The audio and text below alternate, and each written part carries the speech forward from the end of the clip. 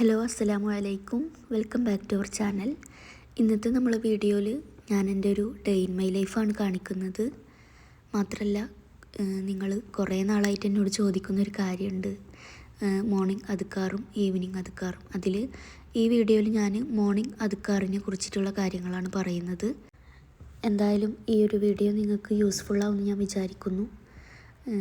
അപ്പോൾ നമുക്ക് വീഡിയോയിലേക്ക് പോവാം. ഇപ്പോൾ സമയം 4 മണിയാണ്. 4 മണിക്കാണ് ഞങ്ങൾ അത്താഴത്തിന് എണീക്കാറുള്ളത്. ആദ്യം തന്നെ നമ്മൾ എണീറ്റ ഉടനെ ഈ ഒരു ദുആ ചൊല്ലിക്കൊണ്ട് എണീക്കുക. ഇനിയിപ്പോൾ നിങ്ങൾ അറബിയിൽ ഇത് ചൊല്ലുന്നില്ലെങ്കിലും മലയാളത്തിലായാലും അള്ളാഹുവിനോട് നമ്മൾക്ക് വീണ്ടും ഒരു ദിവസം കൂടി അള്ളാഹു തന്നതിന് അള്ളാഹുവിനോട് നന്ദി പറഞ്ഞുകൊണ്ട് എണീക്കുക. പിന്നെ തഹജ്ജുദ് നിസ്കാരമൊക്കെ കഴിഞ്ഞ് ഇനി അത്താഴം കഴിക്കാൻ പോവാണ്. ഇന്ന് ഞാൻ ഓട്സാണ് കഴിക്കുന്നത്. എല്ലാ ദിവസം ഓട്സ് അല്ല, ചിലപ്പോൾ ഞാൻ ഫ്രൂട്ട്സോ അല്ലെങ്കിൽ നമ്മൾ തലേ ദിവസം ഉണ്ടാക്കിയിട്ടുള്ള ഫുഡോ അങ്ങനെ എന്തെങ്കിലുമൊക്കെ കഴിക്കും. നമ്മൾ അത്താഴത്തിന് എന്തെങ്കിലും കഴിക്കുക എന്നുള്ളത് സുന്നത്താണല്ലോ. പിന്നെ നമ്മൾ അത്താഴം കഴിക്കുന്നതിന് മുമ്പ് ആദ്യം ഒരു നിയ്യത്ത് വെക്കുക. നോമ്പിൻ്റെ സുന്നത്തായ അത്താഴം ഞാൻ കഴിക്കുന്നു എന്നുള്ളൊരു നിയ്യത്തോട് കൂടിയിട്ട് അത്താഴം കഴിക്കുക. അപ്പോഴാണ് നമുക്ക് അള്ളാഹുവിൻ്റെ അടുത്തുനിന്ന് അതിനുള്ള പ്രതിഫലം ലഭിക്കുള്ളൂ. ഈ കാര്യം നമ്മൾ മുന്നത്തെ ഒരു വീഡിയോയിൽ പറഞ്ഞിട്ടുണ്ടായിരുന്നു. പിന്നെ നമ്മൾ അത്താഴം കഴിച്ചതിന് ശേഷം 7 തവണ ഈ ഒരു ദുആ ചൊല്ലാൻ വേണ്ടിയിട്ട് ആരും മറക്കരുത്. അങ്ങനെ സുബഹ് ബാങ്ക് കൊടുത്തു. പിന്നെ നിസ്കാരം ഖുർആൻ ഓതലും ഒക്കെ കഴിഞ്ഞിട്ടുണ്ട്. ഇനി ഞാൻ മോർണിംഗ് അദ്കാറാണ് ചൊല്ലുന്നത്. കുറേ ആളുകൾ എന്നോട് പേഴ്സണലായിട്ടും കമൻറ്റ് ബോക്സിലും ഒക്കെ ചോദിക്കുന്നുണ്ട്, ഡെയിലി അദ്കാർ, അതായത് മോർണിംഗ് അദ്കാറും ഈവനിങ് അദ്കാറും എന്തൊക്കെ ചൊല്ലാറുള്ളതെന്നൊന്ന് പറയുമെന്ന് പറഞ്ഞിട്ട്. ഈ ഡെയിലി അദ്കാറിന് വളരെ ഇമ്പോർട്ടൻസ് ആണ് നമ്മൾ ഇസ്ലാമിലുള്ളത്. പരിശുദ്ധ ഖുർആനിൽ തന്നെ പറഞ്ഞിട്ടുണ്ട്, നമ്മൾ രാവിലെയും വൈകുന്നേരവും അള്ളാഹുവിന് വേണ്ടിയിട്ട് തസ്ബീഹ് ചൊല്ലുക എന്ന്. ഖുർആനിൽ പറഞ്ഞതുകൊണ്ട് തന്നെ നമ്മൾ രാവിലെയും വൈകുന്നേരവും എന്തായാലും അള്ളാഹുവിന് വേണ്ടിയിട്ട് തസ്ബീഹ് ചൊല്ലാൻ പ്രത്യേകം സമയം കണ്ടെത്തണം. അപ്പോൾ ഈ അദ്കാർ എന്ന് പറയുമ്പോൾ അതിൽ നമ്മൾ എന്തൊക്കെയാണ് ഉൾപ്പെടുത്തേണ്ടതെന്ന് വെച്ചാൽ തഹ്ലീൽ, തഹ്മീദ്, തസ്ബീഹ്, തക്ബീർ, ഹൗക്കലത്ത്, തവക്കുൽ, പിന്നെ ഇസ്തിഗ്ഫാർ, സ്വലാത്ത്, ഇത്രയും കാര്യങ്ങളാണ് നമ്മൾ മോർണിംഗ് അദ്കാറിൽ ഉൾപ്പെടുത്തേണ്ടത്. അപ്പോൾ ഞാൻ മോർണിംഗ് അദ്കാറായിട്ട് ചൊല്ലാറുള്ള കാര്യങ്ങളാണ് ഇനി പറയുന്നത്. ആദ്യം സുബ്ഹാനല്ലാഹി വൽഹംദുലില്ലാഹി വലാ ഇലാഹ ഇല്ലല്ലാഹു വല്ലാഹു അക്ബർ വലാ ഹൗല വലാ ഖുവത ഇല്ലാ ബില്ലാ. ഈ ദിക്ർ 100 പ്രാവശ്യം ചൊല്ലും. നല്ല എഫക്റ്റീവായിട്ടുള്ളൊരു ദിക്റാണിത്. എന്തായാലും നിങ്ങളെല്ലാവരും ഇത് പതിവാക്കുക. കാരണം ഇത് നമ്മൾ ചൊല്ലിയിട്ടുണ്ടെങ്കിൽ നമ്മളെ ജീവിതത്തിൽ നല്ല നല്ല മാറ്റങ്ങൾ വരും. എന്താ പറയുക, അള്ളാഹുവിനോട് കൂടുതലായിട്ട് നമുക്ക് അടുക്കാൻ തോന്നും. നമ്മളെ ജീവിതത്തിലൊരു ബർക്കത്തുള്ള പോലെ നമുക്ക് ഫീൽ ചെയ്യും. അങ്ങനെ ഒരുപാട് ബെനിഫിറ്റ്സ് ഉണ്ട് ഈ ഒരു ദിക്ർ നമ്മൾ പതിവാക്കിയിട്ടുണ്ടെങ്കിൽ. അത് കഴിഞ്ഞിട്ട് ഇനി അസ്തഗ്ഫിറുല്ലാഹിൽ അളീം എന്ന ഇസ്തിഗ്ഫാർ 100 പ്രാവശ്യം ചൊല്ലുക. ഇനി നിങ്ങൾക്ക് 100 പ്രാവശ്യത്തെക്കാളും കൂടുതൽ ചൊല്ലാൻ ടൈം ഉണ്ടെങ്കിൽ അതിനനുസരിച്ചിട്ട് കൂടുതൽ ചൊല്ലുക. ഇസ്തിഗ്ഫാർ ചൊല്ലുന്നത് കൊണ്ടുള്ള ബെനിഫിറ്റ്സ് എന്തൊക്കെയെന്നുള്ളത് എല്ലാവർക്കും അറിയാമല്ലോ. നമ്മൾ അറിഞ്ഞും അറിയാണ്ടും ഒക്കെ ചെയ്തു പോയിട്ടുള്ള എല്ലാ പാപങ്ങളും അള്ളാഹു നമുക്ക് പുറത്തു തരും. മാത്രമല്ല, നമുക്കിപ്പോൾ മനസ്സിൽ എന്തെങ്കിലുമൊക്കെ ആഗ്രഹങ്ങൾ നടക്കണം എന്നുണ്ടെങ്കിൽ ആ ഒരു ആഗ്രഹവും കൂടി ഈ ഇസ്തിഗ്ഫാർ ചൊല്ലിയിട്ട് നമ്മൾ പാപമോചനത്തിന് ദുആ ചെയ്തതിന് ശേഷം പിന്നെ നമ്മളെ മനസ്സിലുള്ള ആഗ്രഹം പറയുക. അങ്ങനെ നമ്മൾ ചെയ്തിട്ടുണ്ടെങ്കിൽ അള്ളാഹു നമ്മളെ ദുആ പെട്ടെന്ന് തന്നെ സ്വീകരിക്കും എന്നാണ് പറയുന്നത്. അത്രക്കും പവർഫുള്ളാണ് ഇസ്തിഗ്ഫാർ. അത് കഴിഞ്ഞിട്ട് ഇനി ഹസ്ബുനല്ലാഹു വനിഅമൽ വക്കീൽ എന്ന തസ്ബീഹ് 100 പ്രാവശ്യം ചൊല്ലുക. ഇത് ചൊല്ലിയിട്ട് നമ്മൾ ദുആ ചെയ്തിട്ടുണ്ടെങ്കിൽ നമ്മളെ ദുആ അള്ളാഹു പെട്ടെന്ന് തന്നെ സ്വീകരിക്കും. ഇത് കഴിഞ്ഞിട്ട് ഇനി നമ്മൾ 100 സ്വലാത്ത് നബി തങ്ങൾക്ക് വേണ്ടിയിട്ട് ചൊല്ലുക. 100 സ്വലാത്ത് എന്നുള്ളത് ഞാനൊരു ചുരുങ്ങിയൊരു എണ്ണം പറഞ്ഞതാണ്. സ്വലാത്ത് ചൊല്ലാൻ അങ്ങനെ പ്രത്യേകം എണ്ണം കണക്കാക്കേണ്ട ആവശ്യമൊന്നുമില്ല. നമ്മളെക്കൊണ്ട് എത്രത്തോളം ചൊല്ലാൻ പറ്റുന്നോ അത്രത്തോളം ചൊല്ലുക. എന്നാലും ഈ ഒരു മോർണിംഗ് അദ്കാറിൽ നമ്മൾ ചുരുങ്ങിയതൊരു 100 സ്വലാത്തെങ്കിലും ചൊല്ലുക. അത് നമുക്ക് ഇഷ്ടമുള്ള ഏത് സ്വലാത്ത് വേണമെങ്കിലും ചൊല്ലാം. ഇബ്രാഹിമിയ സ്വലാത്തോ നാരിയത്ത് സ്വലാത്തോ സ്വലാത്തുൽ ഫാത്തിഹോ, അങ്ങനെ ഏതാണോ നിങ്ങൾക്ക് ഇഷ്ടമുള്ള സ്വലാത്ത് അത് ചൊല്ലുക. അവസാനം ഈ സയ്യിദുൽ ഇസ്തിഗ്ഫാർ 3 പ്രാവശ്യം ചൊല്ലും. അപ്പോൾ ഇത്രയും കാര്യങ്ങളാണ് മോർണിംഗ് അദ്കാറിൽ ഞാൻ ചൊല്ലാറുള്ള കാര്യങ്ങൾ. നിങ്ങളിത് പതിവാക്കിയിട്ടില്ലെങ്കിൽ ഇനി മുതൽ പതിവാക്കാൻ ശ്രമിക്കുക. അത്രക്കും പവർഫുള്ളാണ്. നമ്മളെ ലൈഫിൽ നല്ല നല്ല മാറ്റങ്ങൾ വന്ന് തുടങ്ങും. നമ്മളെ ജീവിതത്തിൽ ബർക്കത്തുണ്ടാവും. ഇനിയിപ്പോൾ നമ്മൾക്ക് എത്രയൊക്കെ ടെൻഷൻ ഉണ്ടെങ്കിലും ഇത് നമ്മൾ ചൊല്ലിയിട്ടുണ്ടെങ്കിൽ ഒരു മനസ്സമാധാനം ഉള്ള പോലെ നമുക്ക് ഫീൽ ചെയ്യും. ഇത് ചൊല്ലിയ ദിവസം നമുക്ക് അന്നത്തെ ആ ഒരു ദിവസം നല്ലൊരു മനസ്സമാധാനമാണ്. മാത്രമല്ല എല്ലാവിധ ആൻസൈറ്റി, സ്ട്രെസ്സ് ഇതിൽ നിന്നൊക്കെ നല്ലൊരു റിലീഫും കൂടിയിട്ടാണ്. അത്രക്കും എഫക്റ്റീവാണ് ഈ മോർണിംഗ് അദ്കാർ. പിന്നെ നമ്മളിപ്പോൾ ഈ പറഞ്ഞ കാര്യങ്ങളൊക്കെ നിങ്ങളെ ദുആ ബുക്കിൽ എഴുതി വെക്കാൻ മറക്കരുത്. ഞാനിതൊക്കെ എൻ്റെ ദുആ ബുക്കിൽ എഴുതി വെച്ചിട്ടുണ്ടായിരുന്നു. പക്ഷേ ഇപ്പോൾ അതെൻ്റെ കയ്യിലില്ല. എന്നോട് കുറച്ച് ആളുകളൊക്കെ ഇങ്ങനെ പേഴ്സണൽ മെസ്സേജ് അയച്ചിട്ട് ചോദിക്കും ദുആ ബുക്കിൻ്റെ പിക്സൊക്കെ ഫോട്ടോ എടുത്ത് അയച്ചു തരുമെന്ന്. പക്ഷേ അതിപ്പോൾ എൻ്റെ കയ്യിലില്ലാത്തത് കൊണ്ടാണ് ഞാൻ അയച്ചു തരാത്തത്. ഇൻഷാ അല്ലാഹ് ഇനിയൊരു ദുആ ബുക്ക് ഉണ്ടാക്കിയിട്ട് ഞാനത് അയച്ചു തരാം. അങ്ങനെ എൻ്റെ നിസ്കാരം, ഖുർആൻ ഓതലും അങ്ങനെയുള്ള എല്ലാ കാര്യങ്ങളും കഴിഞ്ഞിട്ടുണ്ട്. ഇനിയിപ്പോൾ അങ്ങനെ പ്രത്യേകിച്ച് പണിയൊന്നുമില്ല. നോമ്പാണല്ലോ, അതുകൊണ്ട് ഞാൻ ചില ദിവസങ്ങളിൽ കിടന്നുറങ്ങും. അതല്ലെങ്കിൽ ഇങ്ങനെ വീഡിയോ എഡിറ്റ് ചെയ്യാനോ വോയിസ് ഓവർ കൊടുക്കാനോ ഒക്കെ ഉണ്ടെങ്കിൽ അങ്ങനെയുള്ള കാര്യങ്ങളൊക്കെ ചെയ്യും. ഇനി ഞാൻ എൻ്റെ വൈകുന്നേരത്തെ, അതായത് ഇഫ്താറിനുള്ള പ്രിപ്പറേഷൻസാണ് ഇനി കാണിക്കുന്നത്. ഇന്നിപ്പോൾ ഞാൻ നീർദോശയാണ് ഉണ്ടാക്കാൻ വിചാരിച്ചിട്ടുള്ളത്. അതിലേക്ക് എഗ്ഗ് റോസ്റ്റുമാണ്.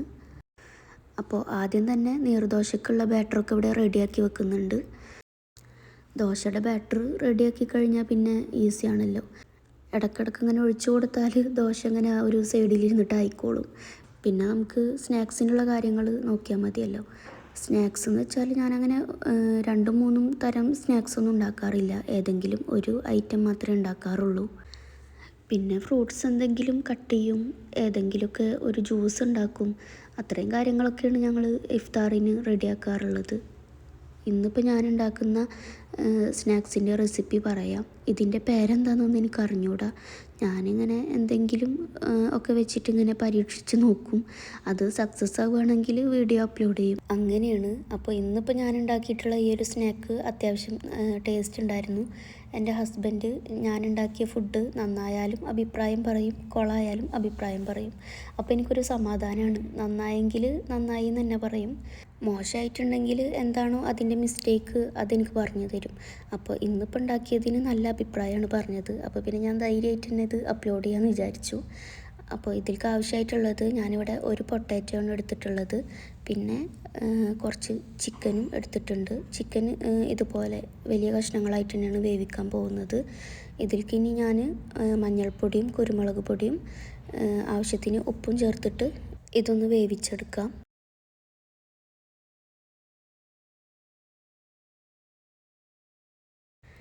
അത് വെന്ത് വരുന്ന സമയം കൊണ്ട് ഞാനിതിലേക്ക് ആവശ്യമായിട്ടുള്ള വെജിറ്റബിൾസൊക്കെ ഒന്ന് കട്ട് ചെയ്ത് വെക്കുന്നുണ്ട്. ഇതിലേക്ക് ആവശ്യമായിട്ടുള്ള സാധനങ്ങൾ: ഒരു സവാള, ഒരു ക്യാരറ്റ് ഇതുപോലെ ഗ്രേറ്റ് ചെയ്തെടുത്തിട്ടുണ്ട്, ഒരു പച്ചമുളക്. ഇനി നമുക്ക് മസാല റെഡിയാക്കാം. ആദ്യം ഓയിലൊന്ന് ചൂടായതിന് ശേഷം അതിലേക്ക് സവാള ഇട്ട് കൊടുക്കാം. എന്നിട്ട് അതൊന്ന് വഴറ്റിയെടുക്കാം. അങ്ങനെ ഓവറായിട്ട് വഴഞ്ഞു കിട്ടേണ്ട ആവശ്യമൊന്നുമില്ല. ജസ്റ്റ് അതിൻ്റെ കളറൊന്ന് മാറി കിട്ടിയാൽ മതി. എന്നിട്ട് ഇതിലേക്ക് പച്ചമുളകും ഇഞ്ചി വെളുത്തുള്ളി ചതച്ചതും ചേർത്ത് കൊടുക്കാം. 1 ടീസ്പൂണാണ് ഇഞ്ചി വെളുത്തുള്ളി പേസ്റ്റ് ചേർത്ത് കൊടുത്തിട്ടുള്ളത്. എന്നിട്ട് ഇതിലേക്ക് നമ്മൾ ഗ്രേറ്റ് ചെയ്ത് വെച്ച ക്യാരറ്റ് ചേർത്ത് കൊടുക്കാം. എന്നിട്ട് ആവശ്യത്തിന് ഉപ്പ് ചേർത്ത് കൊടുക്കുക. പിന്നെ 1 ടീസ്പൂണ് കുരുമുളക് പൊടി, 1/2 ടീസ്പൂണ് ഗരം മസാല പൊടിച്ചത്, 1 ടീസ്പൂണ് ചിക്കൻ മസാല, ഇത്രയും പൊടികളും ചേർത്ത് കൊടുത്തിട്ട് നന്നായി ഒന്ന് വഴറ്റിയെടുക്കുക. ഇനി നേരത്തെ നമ്മൾ വേവിക്കാൻ വേണ്ടി വെച്ചിട്ടുണ്ടായിരുന്ന ചിക്കൻ ചോപ്പറിലിട്ടിട്ടൊന്ന് ക്രഷ് ചെയ്തെടുത്തിട്ടുണ്ട്. അതേപോലെ പൊട്ടാറ്റോ ഒന്ന് സ്മാഷ് ചെയ്തെടുത്തിട്ടുണ്ട്. എന്നിട്ട് എല്ലാം കൂടി നന്നായി ഒന്ന് മിക്സ് ആക്കുക. അവസാനം ഇതിൻ്റെ മുകളിൽ കുറച്ച് മല്ലിയില കൂടി ഇട്ട് കൊടുക്കുക. അപ്പോൾ നമ്മൾ ഫില്ലിങ്സ് ഇവിടെ റെഡി ആയിട്ടുണ്ട്. ഇനി ഞാൻ 2 സമൂസ ഷീറ്റ് എടുത്തിട്ടുണ്ട്. അത് ഇതുപോലെ വെച്ചിട്ട് ഇനി നമ്മളിതിൻ്റെ ഉള്ളിൽ ഫില്ലിങ്സ് വെച്ചിട്ട് ഒരു ബോക്സ് പോലെ ആക്കിയിട്ട് ഫ്രൈ ചെയ്യാമെന്നാണ് വിചാരിക്കുന്നത്.